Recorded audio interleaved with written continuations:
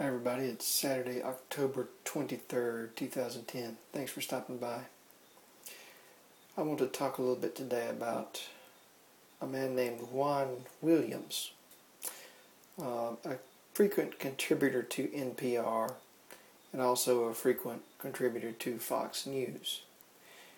Now, I guess you'd say I have a love-hate relationship with NPR. I like a lot of their programming. I find myself listening to them sometimes, even though I promised myself I never would. After the stunt they pulled with Howard Zinn, memorializing his death by saying that he was a worthless human being on the day that he died, that was going too far. But I have a love-hate relationship. I still listen to NPR on occasion. So, I don't think it would be a good idea to shut down NPR, to totally defund it and take it off the air. I think a lot of people would be badly served by that because, even though NPR is sort of a far-right organization, they do have some good news and some good programming. You just have to sort of understand their political mindset. So it kind of is it's sort of offensive to me that Sarah Palin wants to yank the plug on NPR and pull them off the air because they dared to fire Juan Williams after Juan Williams went on national television and made some really offensive, racist remarks. Now, let's get a little context on this. Let's remember that Helen Thomas was booted off of the press corps after decades of exemplary service because of bigoted remarks that she made on a park bench, off the cuff, into a home movie camera that someone was pointing at her at the time. And she made some remarks that could very easily be construed as racist. It's not necessarily, but they could have been construed in a racist manner. So, and that's bad, and she should have apologized for that, and she did apologize for it, as a matter of fact. But that didn't prevent them from nailing her hide to the wall. Okay. Now, Juan Williams, he didn't make off-the-cuff remarks from a park bench into a home movie camera. He repeatedly went on national television on Fox News and served as the official fig leaf for Bill O'Reilly's racist rants. That's right.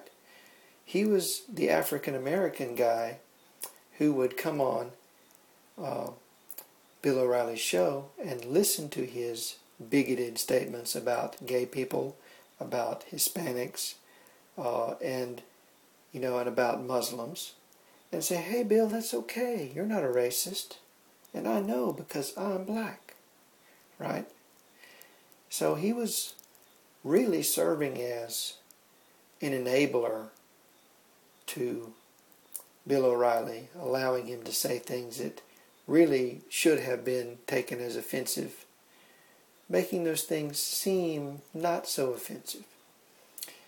And then he came on and actually made a racist statement. He came on TV and said, "Well, you know what, Bill?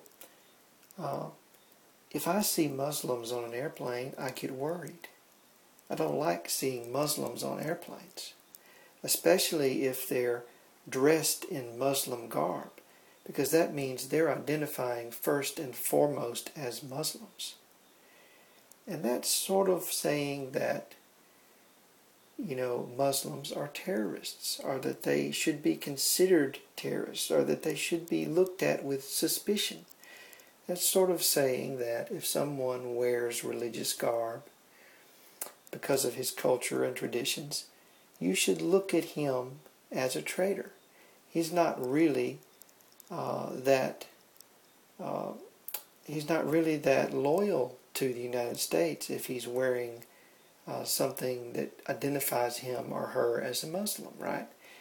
I mean, that's what they used to say about Jews, that Jews were not loyal, that they identified first and foremost as Jews, and that you couldn't trust them, right? So, I mean, just imagine if Juan Williams had come on TV and made those statements about any other group. I mean, you name it, any other group. I'm not so happy if I see Armenians on a plane. If I can identify that they're Armenians, that means that they're loyal to Armenia, not the United States, right? I mean, you shouldn't be able to tell that they're Jews.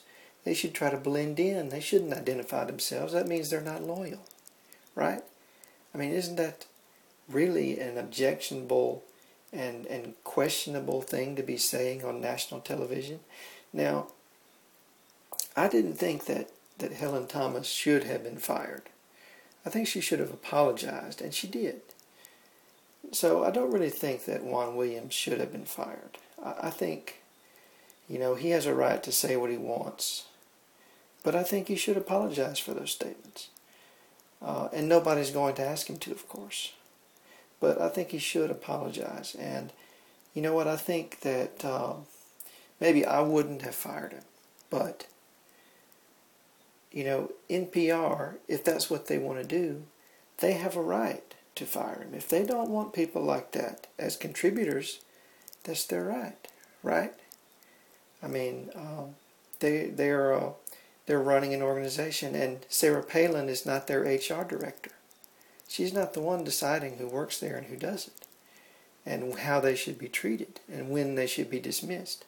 So, and the bigger point is, even more important than that, if Sarah Palin manages to shut down NPR, not only will she be punishing all of the people who listen to NPR on a daily basis and depend on NPR for the kind of news that they will never get on Fox News, because it isn't news, of course.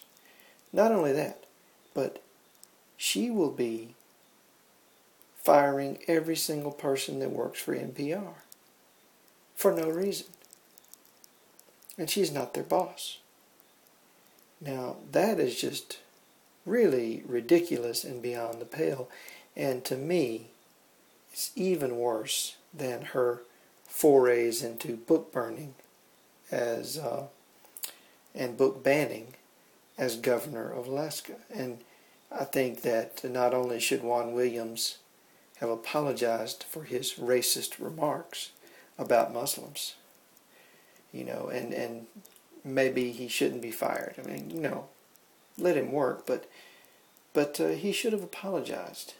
And Sarah Palin should apologize for even suggesting in a remote fashion that because NPR determines who they want working for them and who they don't, that they should be defunded and pulled off the air. This person has no business telling us things like this. It's just a ridiculous thing to suggest, and she needs to apologize for that too.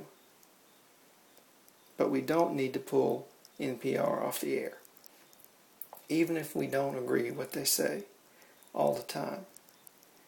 That's a kind of censorship that has no place in America. Thanks for watching.